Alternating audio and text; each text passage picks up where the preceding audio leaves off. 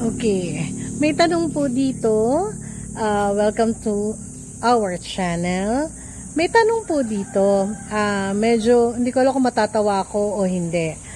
Ang tanong po niya, nakakuha na daw po kasi siya ng Senomar before this year din, January. Kaso po, ang problem po, gusto niya uling kumuha uli ng Senomar. Pwede daw po ba yun? Nung nagtanong siya sa akin last month, so it's April, kakukuha lang daw niya ng January. Okay, kahit ilang beses po kayo kumuha ng Senomar nyo, ng birth certificate nyo, ng marriage certificate nyo, okay lang po yung wala pong problema. It's your personal document. Although it's a public document, pero it's a personal document na kayo ang may-ari. So, kayo lang po ang pinapayagan. Ang sagot ko nga, kahit 100 times mo siya kunin, basta kaya mo at kailangan mo, walang problema.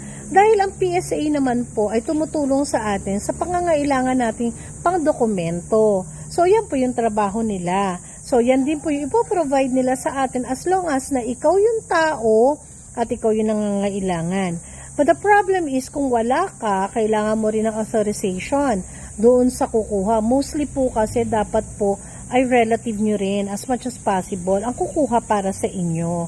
Kasi po, kahit document nyo po yan, kahit public document yan, pero it's your personal document na dapat kayo lang po talaga rin ang nakakakuha at alam nyo rin po kung kayo'y nagpapakuha. Kasi po, hindi naman po yan pwede ibigay kung kani-kanino o kahit para sa lahat.